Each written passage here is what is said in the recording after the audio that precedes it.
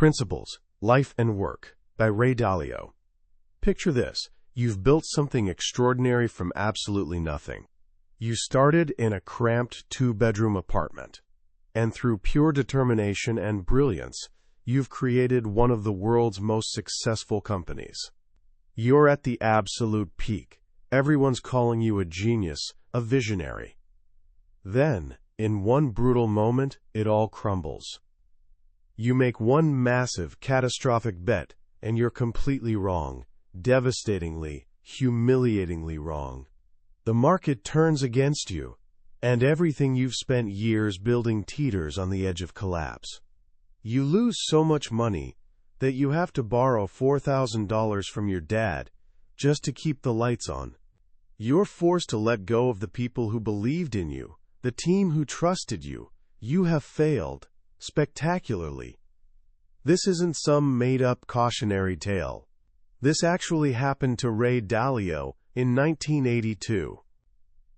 He was so convinced of his own brilliance, so certain he was right, that he couldn't see the truth staring him in the face. And that crushing, humbling failure became the most transformative moment of his entire life. It was the moment he discovered that what he didn't know was infinitely more valuable than what he thought he knew. That single, brutal experience became the seed from which this entire book grew. Ray Dalio is the founder of Bridgewater Associates, now the largest and arguably most successful hedge fund in history. But he didn't start with silver spoons or family connections. He was just a regular kid from a middle-class Long Island neighborhood, son of a jazz musician. He was actually a below-average student who despised memorizing facts but absolutely loved figuring things out on his own terms. He started investing at just 12 years old, not because of some master plan, but because he was caddying at a golf course and happened to overhear conversations about the stock market. What you're about to discover isn't just another business book summary. It's the secret operating system that Dalio constructed from the ruins of his greatest failure. It's a collection of timeless rules for living, for making decisions, for leading others, and for building relationships that actually matter. These principles are the reason Bridgewater now manages over $150 billion. They're why Bill Gates said they gave him, quote, invaluable guidance and insights. Here's my promise to you. By the end of our time together, you'll understand the fundamental architecture of that operating system. You'll learn how to see reality in a completely different light, how to transform your biggest failures and most painful moments into your greatest sources of growth, and you'll walk away with a 5-step process for achieving virtually anything you want in life. This isn't just about business success. It's a complete blueprint for continuous learning and evolution. So let's dive in. Where do we begin? We start with the most fundamental question. What exactly is a principle? Imagine you're learning to ski for the first time. Standing on those long, slippery boards, you have absolutely no idea what you're doing. You fall. You scramble back up. You fall again. But gradually, a skilled instructor gives you a few key concepts. Keep your weight forward. Look where you want to go, not down at your skis. Bend your knees. These aren't just narrow instructions for one specific turn on one specific hill. They're concepts you can apply over and over in countless different situations. Those are principles. Ray Dalio argues that life, like skiing or any other complex game, has principles. They're fundamental truths that serve as recipes for successfully dealing with reality. The more you understand them, and the deeper that understanding goes, the more effectively you can navigate your world. But where do these principles actually come from? Dalio is crystal clear about this. The most valuable ones don't come from books or teachers. They come from your own encounters with reality, especially your mistakes. This takes us back to that devastating failure in 1982. After losing everything, Dalio faced a critical choice. He could blame the market, blame the economy, blame anyone but himself. Or he could face the brutal, uncomfortable truth. He was wrong. He chose the truth. He realized that his downfall was his own arrogance, his overconfidence. He had fallen in love with his own opinions and completely ignored reality. That agonizing experience gave him his first and most crucial life principle, which serves as the foundation for everything else in this book. Truth, or more precisely, an accurate understanding of reality, is the essential foundation for producing good outcomes. He calls this being a hyper-realist. This doesn't mean abandoning your dreams, actually it's the opposite. Hyper-realism is the most effective path to achieving your dreams. A dreamer who just imagines wonderful things without understanding reality's laws is like someone trying to fly by flapping their arms. It's a lovely thought, but physics says otherwise. The people who actually change the world, the ones who build airplanes, cure diseases, or create revolutionary companies, are the ones who deeply understand reality and then figure out how to work within its laws to make their dreams happen. So how do we get closer to the truth? How do we embrace reality, especially when it's harsh and uncomfortable? Dalio says it starts with a simple but profound shift in mindset. You need to see that life is like a river, constantly carrying you forward into encounters with reality. You can't stop the river. You can't avoid the encounters. You can only choose how you respond to them. And very often, these encounters arrive in the form of problems, mistakes, and weaknesses. They cause us pain. This is where most of us get stuck. Our natural instinctive response when we feel pain is to either fight back or run away. If someone criticizes us, we get defensive.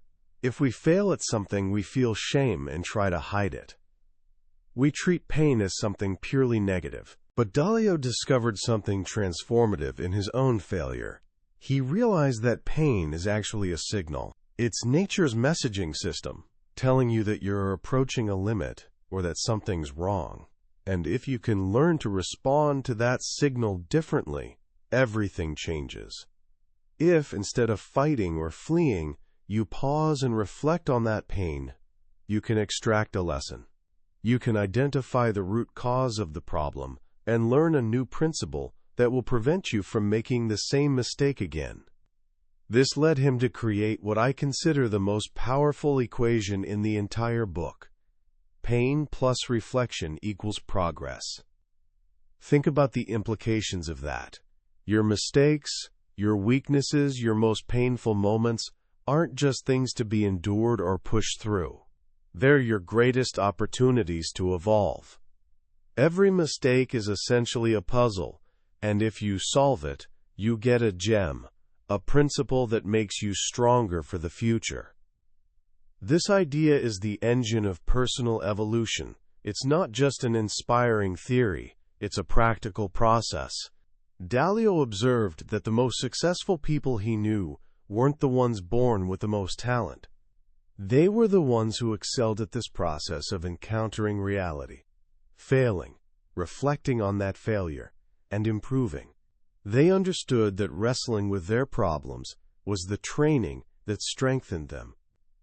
This brings us to the first major fork in the road of life, the first of 5 critical choices Dalio says we all face. These choices determine whether we succeed or stagnate. The first choice is this: do you allow pain to block your progress, or do you understand how to manage pain to produce progress? The path of real progress means pushing your limits. Whether you're lifting weights at the gym or facing a difficult conversation, growth happens in that uncomfortable zone. Nature gave us pain to signal we're at our edge, but it also designed us to get stronger by pushing that edge. So when you feel that psychological pain, that sting of a mistake, or the discomfort of criticism, your next move determines everything. The wrong move is to react emotionally, defensively. The right move is to develop an almost automatic habit of reflection, to get curious, to ask, what is this pain trying to teach me? This leads directly to the second critical choice. Will you avoid harsh realities, or will you face them head-on? People who confuse what they wish were true with what actually is true are building their lives on a foundation of fantasy. Their decisions aren't grounded in reality, so they can't possibly anticipate the real consequences of their actions. It's incredibly hard to look directly at our own weaknesses or to admit that a project we love is failing. But refusing to face those realities doesn't make them disappear. It just guarantees they'll bite you later, harder. The most successful people Dalio knows understand that recognizing what's real is the first step toward dealing with it effectively. They constantly ask themselves a deceptively simple question: is it true? Not, do I like it? Not, is it convenient? Just, is it true? Because knowing the truth, no matter how uncomfortable, always gives you power. This brings us to the third choice, and it's especially relevant in our world of social media and constant comparison. Do you worry more about appearing good, or do you worry more about actually achieving your goal? People who are obsessed with looking good are terrified of admitting they don't know something. They hide their weaknesses. They pretend to have all the answers. Even when they're completely lost, they live in constant fear of being exposed. This is a devastating trap. Why? Because if you hide your weaknesses, you can never get help with them. They become your permanent roadblocks. Dalio says he's never met a truly great person who didn't have significant weaknesses. Great people aren't great because they lack flaws. They're great because they know how to deal with their flaws effectively. They're actually eager to discover what they don't know and to identify their weak spots so they can design strategies around them. They understand that the total knowledge and capability available in the world vastly exceeds what any single person could ever possess. So they actively seek to learn from others, especially from people who disagree with them. Take a moment to think honestly. What's your biggest weakness? The one that keeps getting in your way over and over?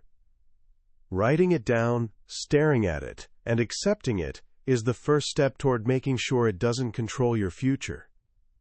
Dalio, for example, openly admits he has a terrible memory for details. He can't remember names or phone numbers to save his life. But instead of hiding this weakness, he built systems to compensate, like surrounding himself with people who have excellent memories and using tools and technology to keep himself organized. The fourth choice deals with how we think about consequences. Do you make decisions based on first-order consequences, or do you consider the second and third-order consequences? First-order consequences are the immediate results of an action. Second and third-order consequences are the ripple effects that come later. Often, what feels good in the short term is terrible for us in the long term, and the reverse is also true. The first-order consequence of going to the gym is pain, sweat, and lost time, not particularly appealing. But the second-order consequences are better health, more energy, and improved appearance. The first-order consequence of eating an entire bag of chips is that it tastes amazing. The second-order consequence is that it damages your health. Dalio argues that life constantly throws us these deceptive choices, and it punishes those who only think about immediate gratification. Successful people are able to look past the tempting first-order consequences and push through the painful ones to get what they really want, the positive second and third-order results. They're playing the long game. And finally, the fifth critical choice. Do you blame bad outcomes on others, or do you hold yourself accountable? Blaming others for your failures is essentially wishing that reality were different than it is. It's a complete waste of energy. More importantly, it distracts you from where the real power lies, within yourself. It prevents you from developing the personal strength needed to overcome your challenges. Successful people understand that bad things happen to everyone. Life isn't fair. Nature isn't sympathetic. It's their responsibility to make their lives what they want them to be by successfully dealing with whatever reality throws at them. They understand that whether or not they achieve their goals is ultimately a test of what they're made of.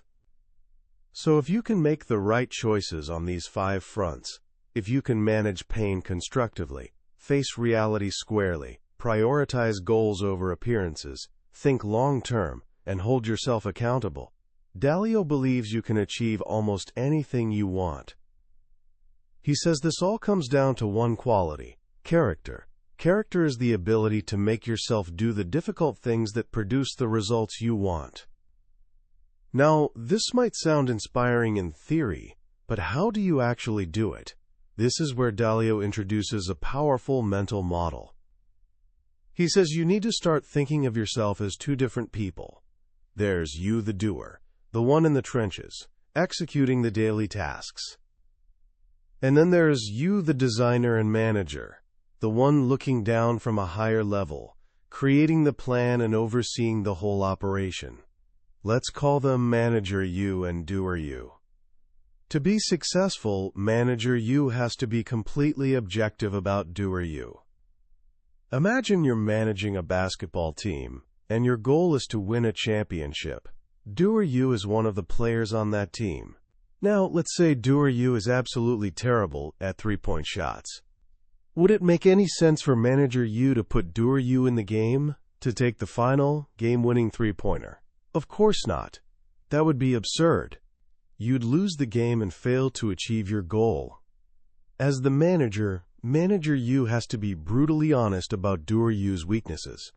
If doer you isn't the right person for a specific task, manager you's job is to find someone who is. In real life, this means you need to step back and look at yourself objectively.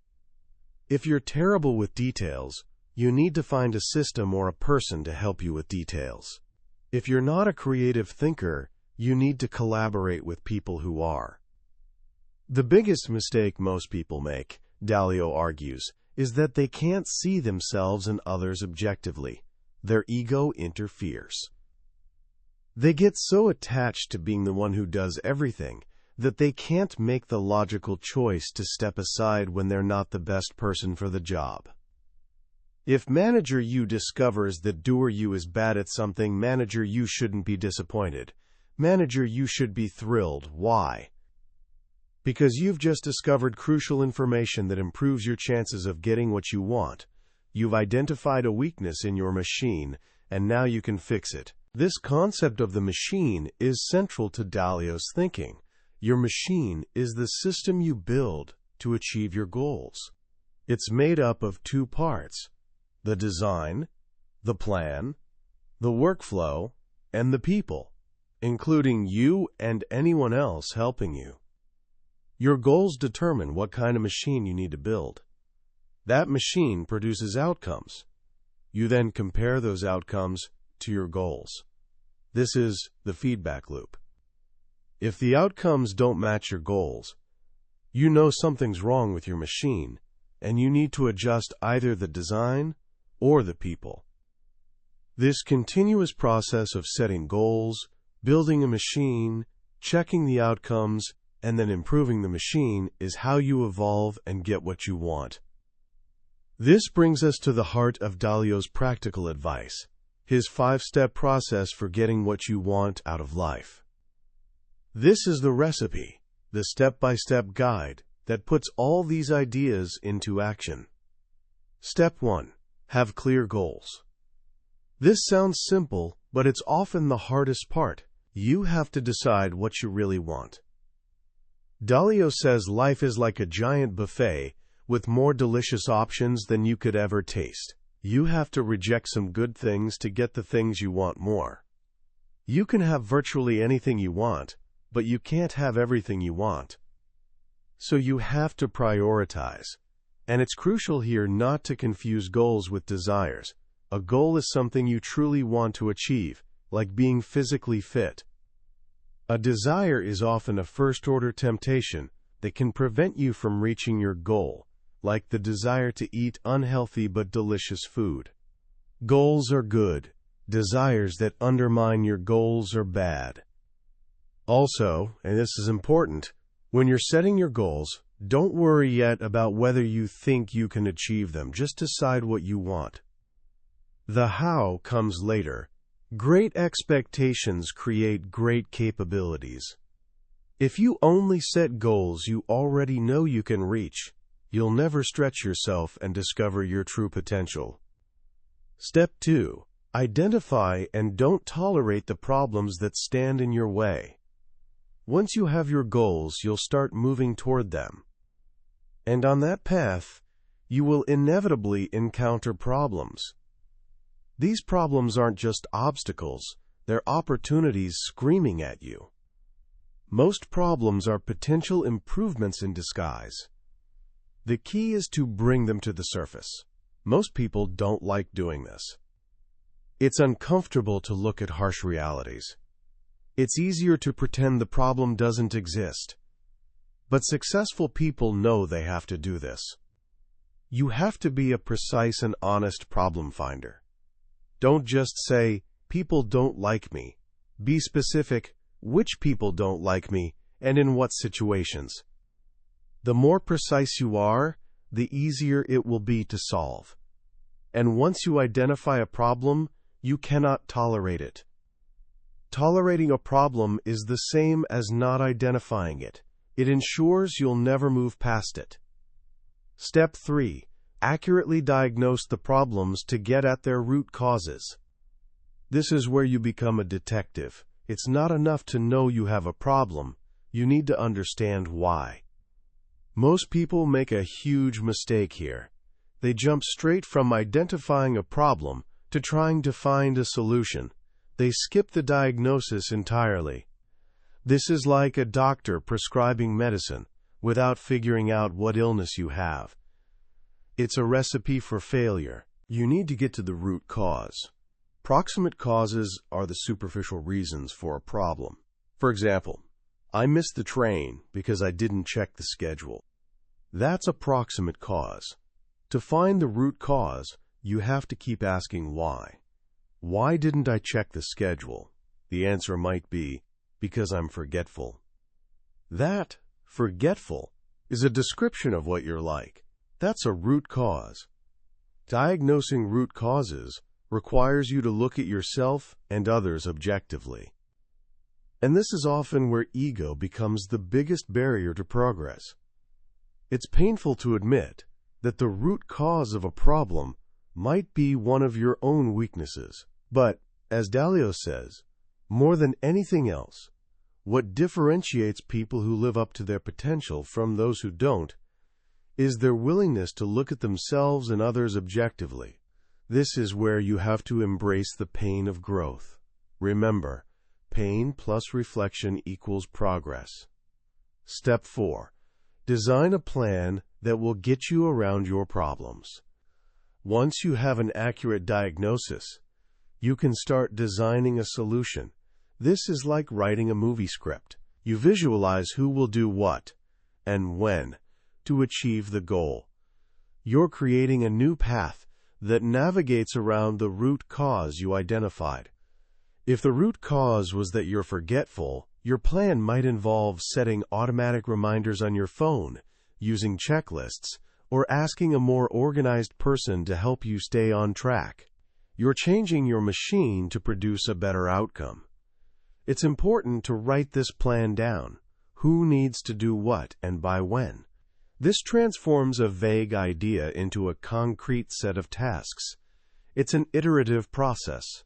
You might sketch out a broad plan, then fill in the details, and then realize you need to adjust the plan. The goal is to create a realistic story that connects your present to your desired future. Step 5.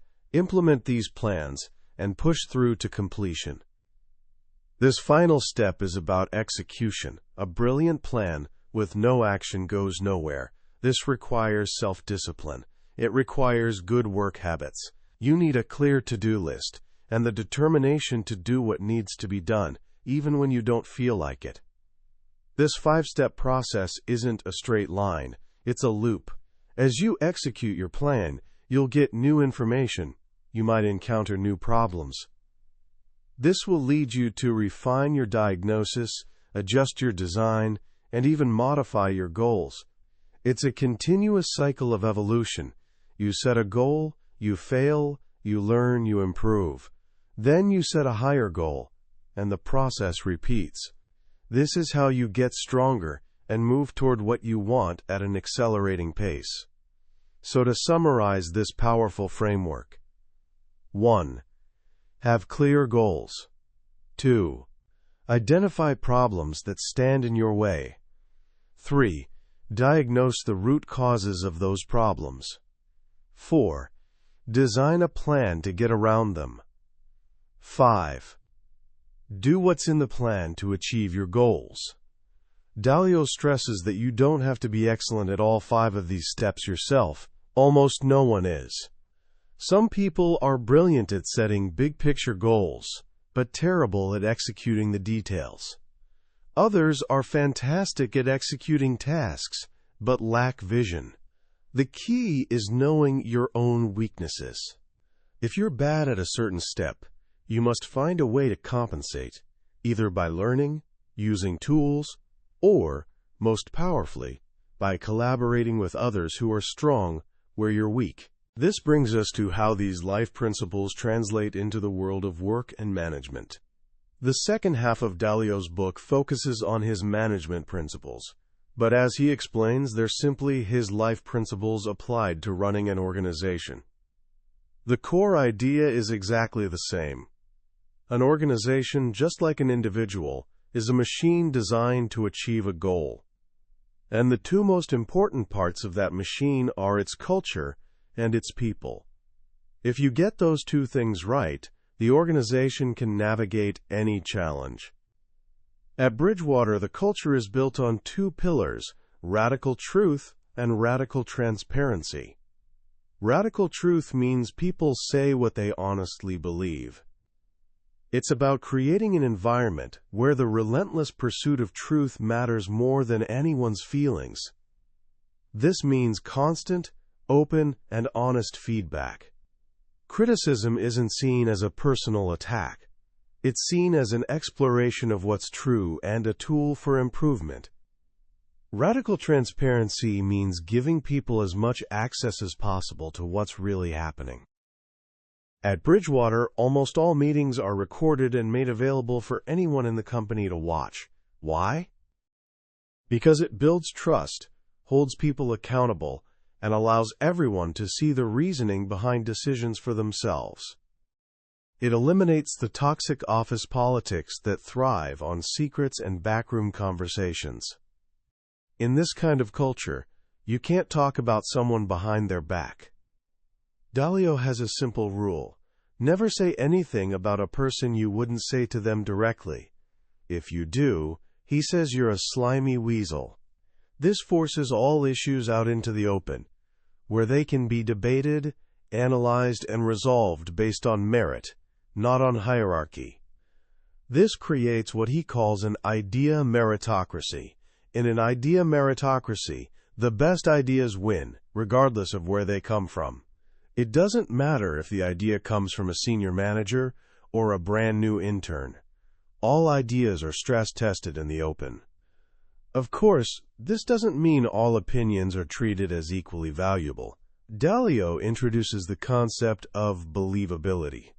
A person's believability is determined by 2 things: their track record of success in that specific area, and their ability to explain the reasoning behind their conclusions. When making decisions, you should weigh the opinions of more believable people more heavily. This prevents the best ideas from getting drowned out by the noise of uninformed opinions. It's not a democracy, it's a meritocracy. The second part of a great machine is great people, and for Dalio, hiring is one of the most important things a leader does. He says you should weigh a person's values and natural abilities much more heavily than their skills. Skills can be taught. Values and innate abilities, like creativity or common sense, are much harder to change. What values does he look for? A drive for excellence, a commitment to truth at all costs, and a high sense of ownership. Most importantly, he looks for people who are willing to look at themselves objectively and have the character to push through discomfort. He doesn't just hire people to fill a job. He says you should hire people you want to share your life with. You're embarking on a long shared mission, so you need the right people on the bus with you. To help with this, Bridgewater uses extensive personality testing and maintains what Dalio calls baseball cards for employees.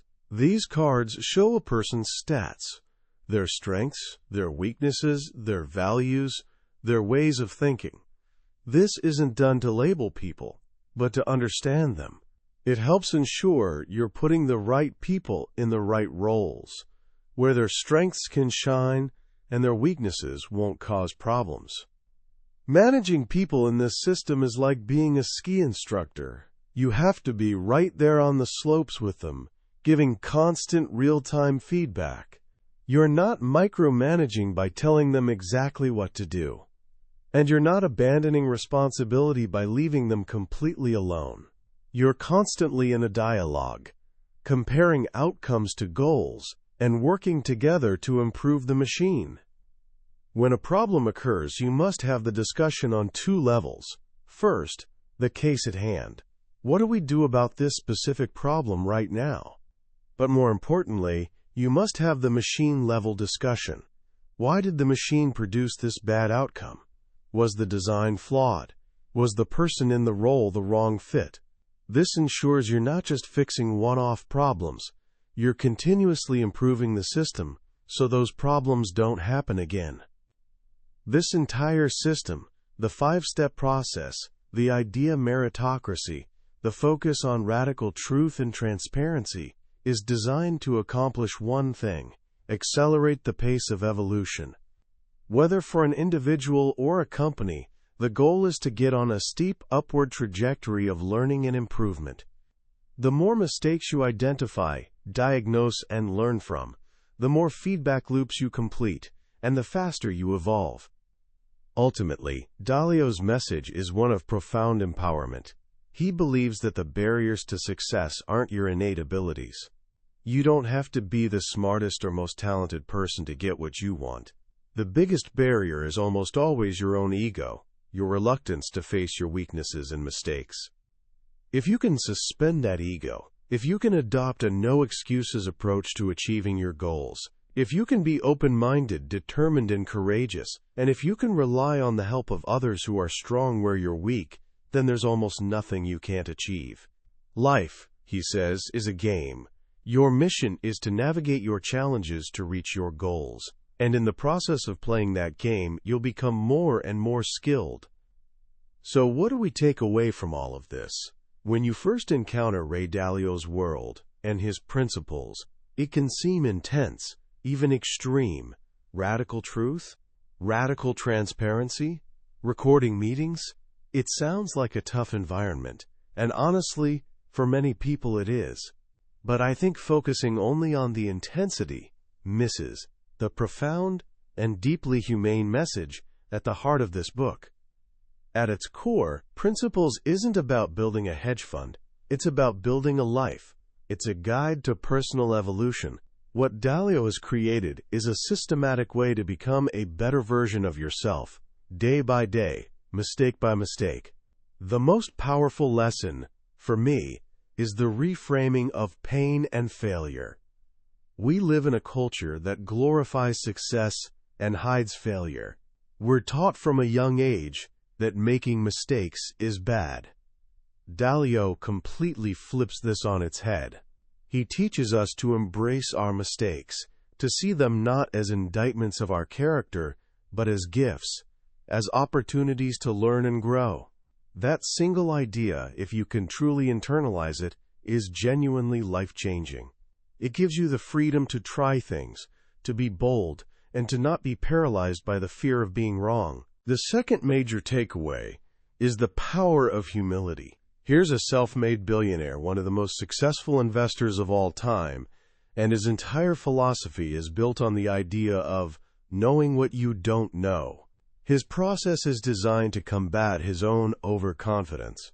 It forces him to seek out the smartest people he can find, especially those who disagree with him, and to rigorously stress test his own thinking.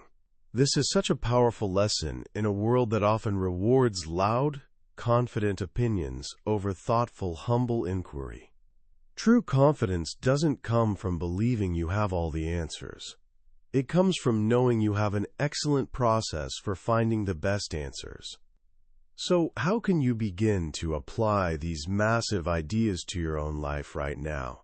You don't need to build a multi-billion-dollar company to start. Here are 3 simple actions you can take today. First, start what I call a principle journal. Tonight, before you go to bed, think about one mistake you made today. It doesn't have to be huge. Maybe you procrastinated on your homework, or said something you regret to a friend. Write down the mistake.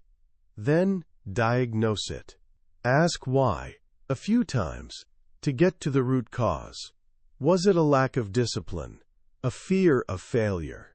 Then write down one simple principle that could help you avoid that mistake in the future.